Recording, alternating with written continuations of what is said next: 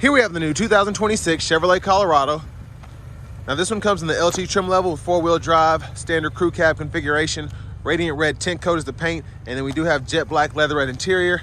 The powertrain consists of a 2.7 liter turbo 4 that's made it to an 8-speed automatic transmission. And really like this spec here, just coming in a little under 47 grand for the sticker price. As we come around to the front end here, we do get our LED headlamps along with the LED daytime running lights and LED fog lights. And I really like the LEDs with this package particularly. You get the LT convenience package here, the advanced trailering package. We even have an upgraded alternator on this truck in particular. So again, really like the spec here. Down here to these wheels, these are gonna be 17-inch aluminum. Passive keyless entry on the front. And then to the door panel, power door lock controls. We get express down on all the windows except the driver's side. It's one touch up and down. Power mirror controls are here. Bottle holder. Trailer brake controller, hood release. We have the all-weather liners in here as well. Manual tilt, telescoping steering wheel. And then here's the power driver's seat. We do get two-way power lumbar support there. Now I want to give a huge thanks to Chevrolet Buick GMC of Murfreesboro for allowing me to review this truck today. I'll leave a link below in the description. If you're looking to find the best price on one of these closer to home, click that second link down below. Takes just a minute to fill out your information, and I'll make sure the local dealers are fighting to get you the best price on this or whatever new vehicle you might be interested in.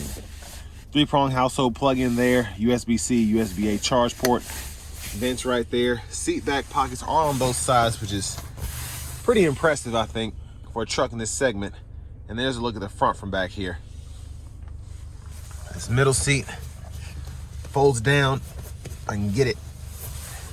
Then the bottle holders are here. Manual sliding rear window. And then lower latch anchors, car seat there. You pull up on this bar and then use your other hand to push this part up. It's hard to do with one hand, but that's how you get access to the jack. You can put a few things under there if you need to, but it's mostly just meant for your stuff if you ever need to change a tire.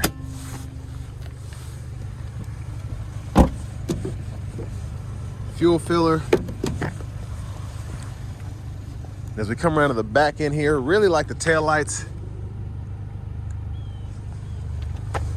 There's the receiver, spare, exhaust.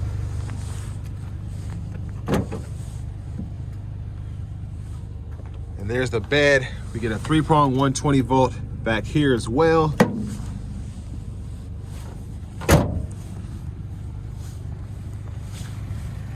And then as we come around to this rear passenger side, I'm just going to show you the seat and everything here. And again, you can pop this side up by pulling on this bar. Then child locks, unlock, lock there. And then we get a manual front passenger seat 4-way. So this is just the seat back. This bar right here, just the seat bottom. Glove compartment here. And there's a look at the trim. And I'm going to show you all the window sticker. You can pause anywhere you need to take a closer look at anything.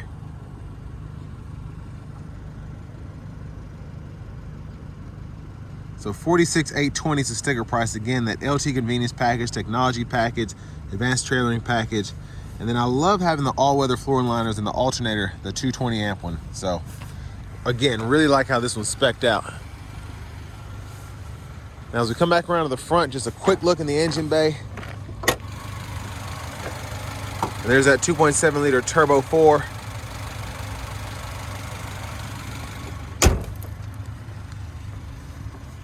And then before we hop in the driver's seat, just gonna show the blinkers.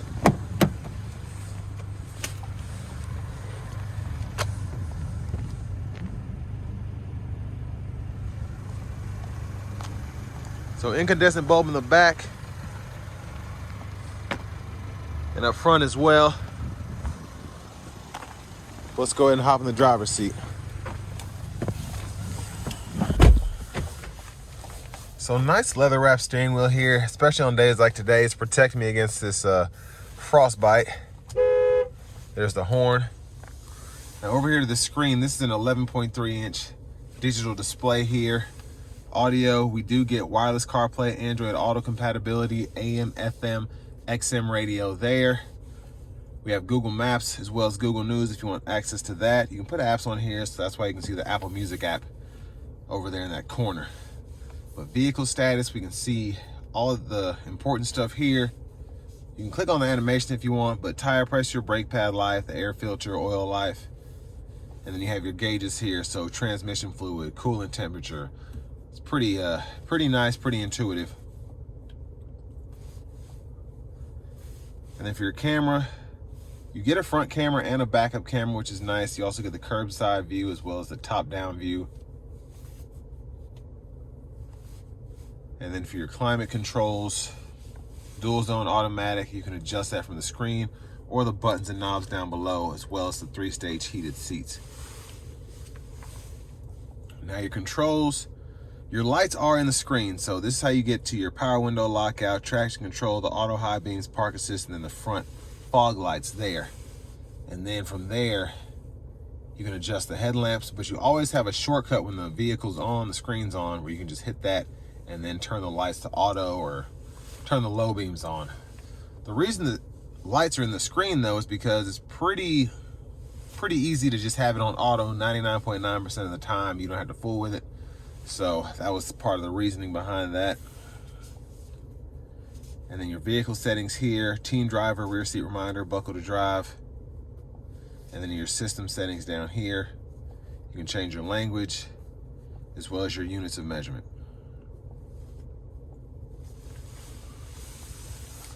Now down here, auto stop toggle, lane keep assist, hazards. You got a USB-C, USB-A input. Those connect directly to the radio. And then you have a wireless charging pad here. Now for this 4-wheel drive control, you have your auto, and then you have your tow haul mode, then you have 2-wheel, 4-wheel there. Electronic parking brake, pull up to engage, hit the brake, press down to disengage. For the shifter, hit the brake, pull the lever, reverse, neutral, drive.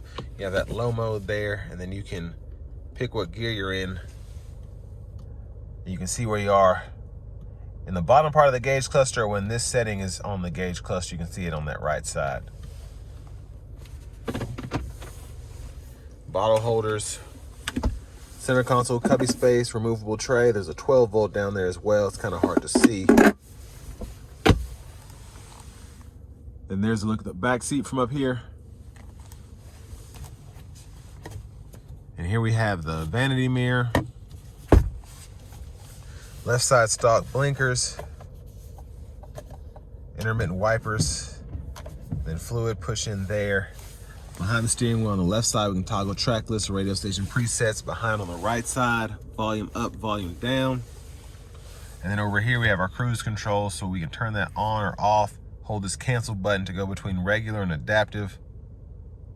And then we can also set the speed and the gap adjust for that, as well as the forward collision alerts right there. Right side of the steering wheel, voice recognition. Push this, and this goes to your audio sources. And then you can use this as a scroll bar through those. Mute, Bluetooth, heated steering wheel toggle, and then this goes through your gauge faces. So you have about 5 of those, I think, 4 or 5.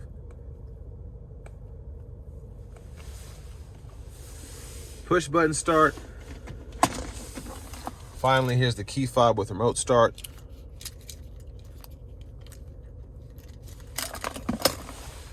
But next, let's go ahead and take this 2026 Colorado LT out on the road for a test drive.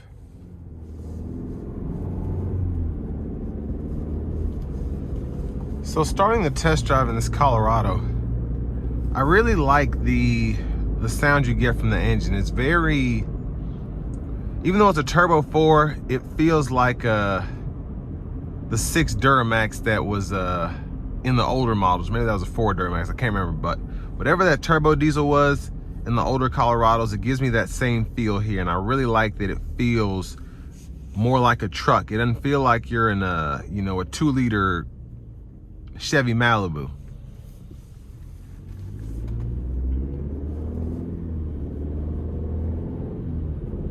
And a lot of people like to complain about having a 4-cylinder in a pickup truck, specifically the bigger, you know, full-size Silverados, but I find them to be the better engine to daily drive in personally. when it comes to fuel economy, when it comes to how the truck gets up, I don't feel like a lot of energy is wasted from having a V8. Now, me, myself, I don't tow a lot. I tend to put stuff in the bed of the truck, but I also don't like to, maximize that either. So for most people who aren't trying to get every pound they can out of their truck's workload, the Turbo 4 is going to be more than enough. Not necessarily as quick, but I find it more fun to drive. I find it more exhilarating to accelerate because you have that turbo there.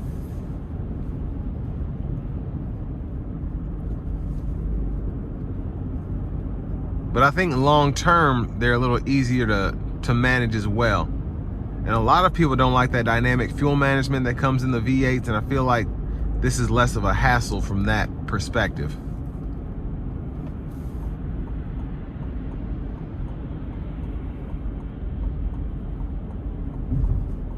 All right, we're gonna give it a little pull getting on the interstate here.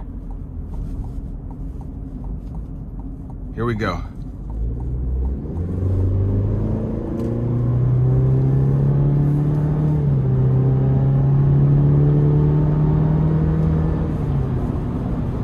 So I couldn't come all the way to a stop. Someone was behind me, but that was a very nice pull.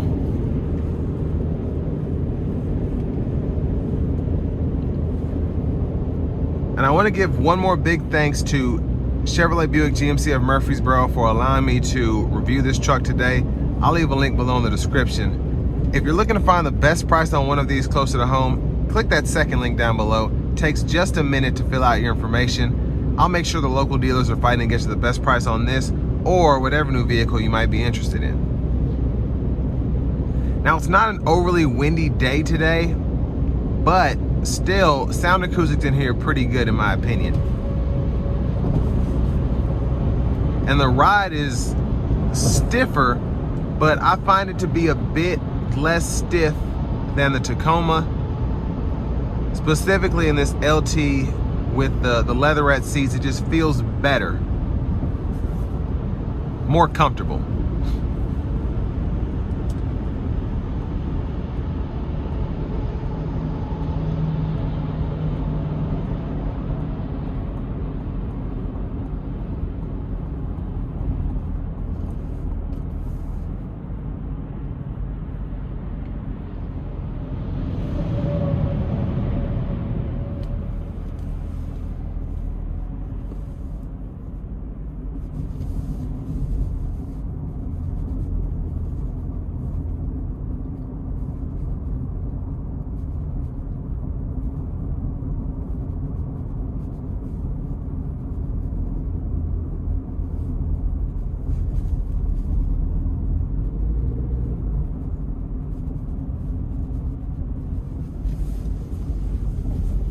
Now, in terms of what you get for the money, I do think this price point is pretty good because you do get so much here with that LT convenience, the advanced trailering package, the technology package. It has everything that I would want in a Colorado without going up to a ZR2. Love having the heated seats, the heated steering wheel, especially on cold days like today. You get that four-wheel drive. You don't have the four low, but you don't want to be doing that kind of extreme off-roading in this anyway. I wouldn't recommend that unless you do get a ZR2, maybe even a Trail Boss. But just having the 4 high is enough for me.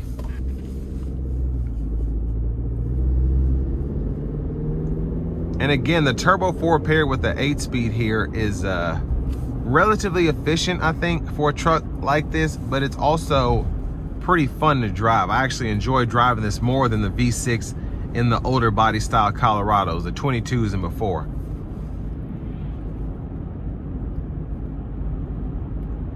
And it's just, it's an easy truck to drive.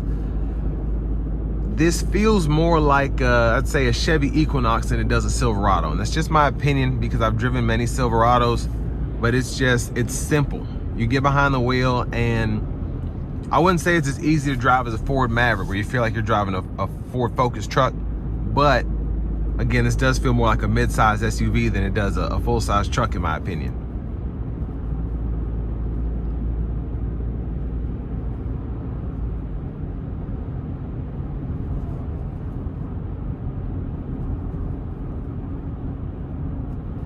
And I really like the tech in here as well. The digital display looks great. The newer 11-inch screen. I like that it still is easy to use. It doesn't feel overwhelming. If you hop in this thing for the first time, it's pretty easy to learn the controls, even if you've never had a touchscreen before. But then you still have your buttons for everything as well. So you can cut the AC on or off with buttons, adjust the temperature, adjust the fan speed, even adjust the fan direction there. So that's kind of just like an assistant having the climate controls in the screen, as opposed to a lot of the other newer vehicles where everything is in the screen and, you know, it can get buggy and things of that nature. Auto stop toggle is actually really easy to get to as well. It's not like you have to go through the screen. It's not over here at the bottom, and it's just easy. When you get in the truck, if you don't want to have it on, boom, and you're done. So I think a pretty practical pickup truck. And again, for it to have as many options as it does, that 47 grand sticker price doesn't seem so bad. So with all that being said, this will bring me to the end of my review of this 2026 Chevy Colorado LT.